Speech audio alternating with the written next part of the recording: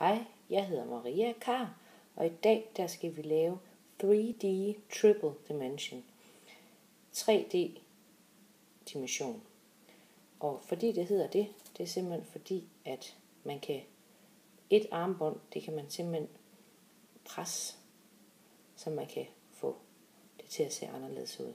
Lige nu der har jeg så det der øverst, det er den her side, hvor alle tre farver er på, og det samme er om på den anden side. Men man kan også presse det, så man så får den, hvor man ser 2 farver, og om på den anden side får man rent den sidste farve. Man skal bruge 3 farver til det her armbånd. Man skal cirka bruge 80 elastikker. Her på det her elastik, eller på det her armbånd, der har jeg brugt 40 sorte, og så har jeg brugt 20 af den, både den hvide og den grønne, så 80 i alt. Putter den over på armen herovre. Jeg finder min Monster Tail frem, og så skal jeg til at starte. Man kan starte ligesom de 2 sidste videoer, jeg har lavet, med at lave en firkant, og så lukke dem ved alle 4. Men man kan også lave et otal, eller det der hedder et dobbelt otal. Så det jeg gør, det er nu, at jeg laver et elastik dobbelt, putter det på en af pindene,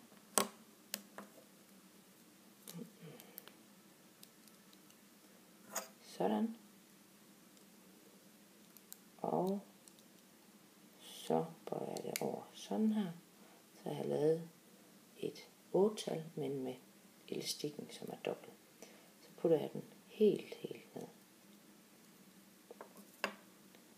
Så tager jeg min sorte elastik igen og putter over. Så laver jeg simpelthen en trekant her. Putter den godt ned. Når jeg så har lavet en trekant der, så tager jeg en af de 2 andre farver, jeg gerne vil have. Og her har jeg valgt, at den sorte er den farve, som jeg bruger 40 af. Så tager jeg den mørkeblå her og putter over. Der laver jeg også en trekant, men over på de 3 andre. Så det vil sige, at jeg laver en sort her, og så laver jeg den blå her i stedet for. Nu har jeg allerede 3 over på den første. Det vil sige, der kan jeg simpelthen begynde at pille fra her. Vigtigt, at man får dobbelt elastikkerne over. Nu lige passe på her i starten, der kan de nemlig godt ryge af. Så tager man den godt ned. Nu er det den blå, jeg sidst tog på. Det vil sige, at nu skal jeg herover igen. Og herover der bruger jeg hele tiden de sorte. Jeg putter sort på her. Og jeg fik ikke den sorte helt af herovre, kan jeg se. Der sad en sort tilbage.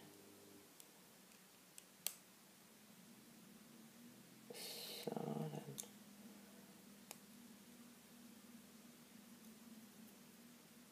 Så. Jeg putter en sort mere på her.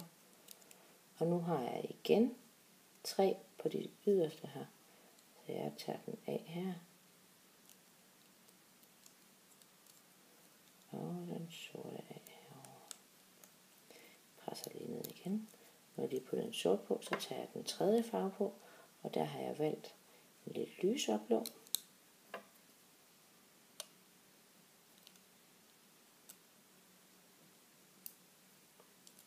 Har jeg igen 3 herinde i midten, så dem tager jeg også af. Sådan. Og sådan. Så finder jeg den sorte frem igen. Fordi det var den blå.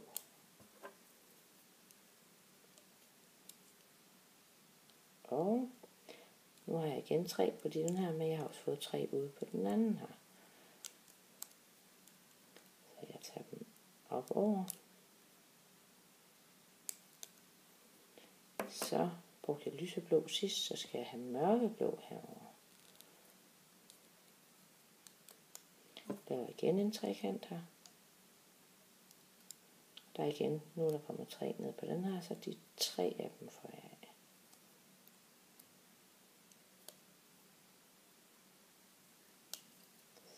Så jeg tager en sort på. Det er egentlig meget simpelt det her, og det bliver et rigtig, rigtig flot armbånd. Det, der er mest vigtigt, er hele tiden, at lige snart der er 3 på en af pindene, så tager man den nederste og tager af. Det var den sorte, og havde mørkeblå, så det vil sige, at nu skal have en lyseblå på.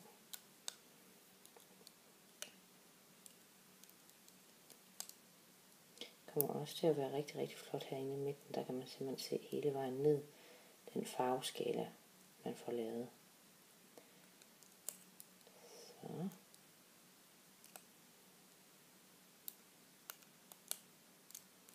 Så er det en sort. Husk hele tiden, den farve, I vil have mest på, er hele tiden den samme over i den ene side, hvorimod over i den anden side, der skiftesvis hele tiden mellem de 2 farver, man har valgt.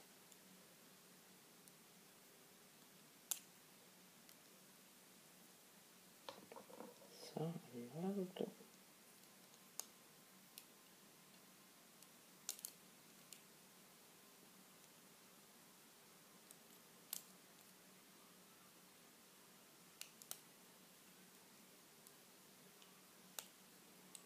Og vi tager en sort her.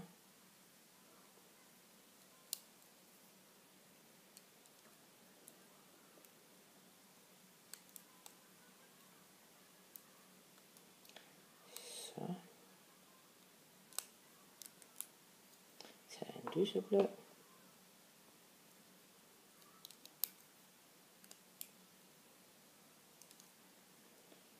Og det er simpelthen meget simpelt.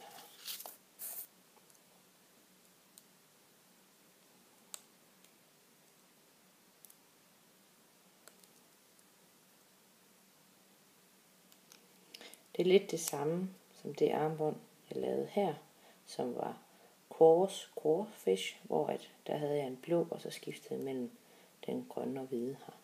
Så det er faktisk meget det samme. Her, der går jeg bare 3, laver en trekant hver gang. Laver jeg lige 2 mere her, så tror jeg nemlig, man kan se, hvad jeg har lavet.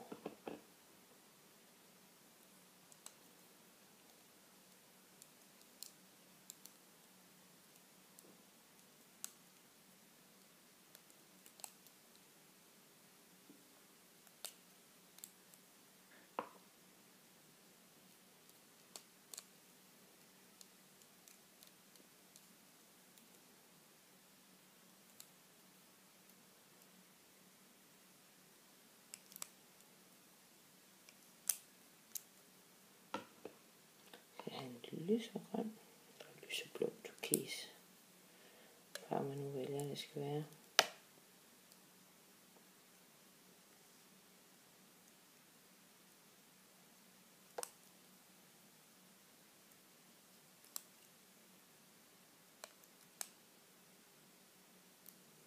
Så presser ned hver gang.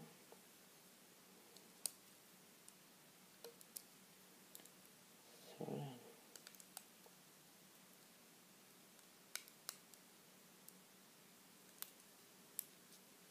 Så prøv at hive lidt i den her, så man sådan kan se, hvordan det kommer til at se ud her.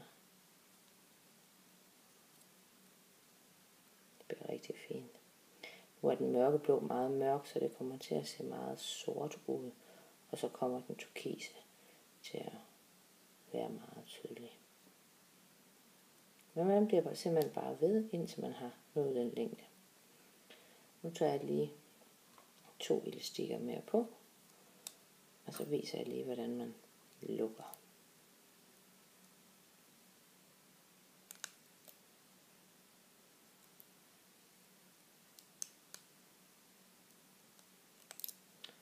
Så sort på som sidste.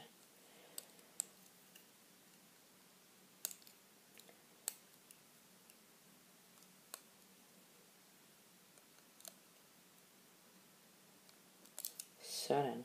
Nu skulle jeg egentlig til at tage en lysblå på hernede, men fordi jeg lukker, så putter jeg lige en sort på herover.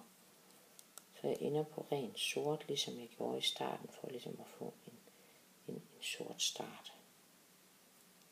Sådan.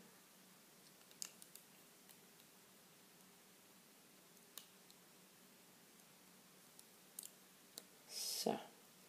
Nu har jeg 2 elastikker på alle 4 pinde, og det er ligesom vi plejer. Vi vil kun have 1, så vi tager 1 af på dem alle sammen. Selvfølgelig den nederste. Og når vi har gjort det, så skulle vi gerne have 4 sorte på alle pindene. Sådan. Så tager vi igen og tager den ene her og krydser over, tager herover. Så tager vi enten den ved siden af, eller den overfor og putter over. Og så tager vi den sidste her og putter direkte over. Sådan. Så holder jeg igen altid herover. Tager armbåndet helt igennem her. Putter det ud til siden. Finder en C-klips. Hiver godt ud. Og får alle 4 elastikker med ind her. Det er lidt svært med den her, fordi den er så elastisk. Sådan, så fik jeg dem alle 4 på. Så kan jeg simpelthen tage armbåndet af.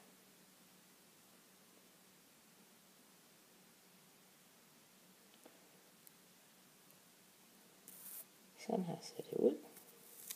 Her kan man se, at der er slet ikke sort. Og her bliver der så alle 3 farver.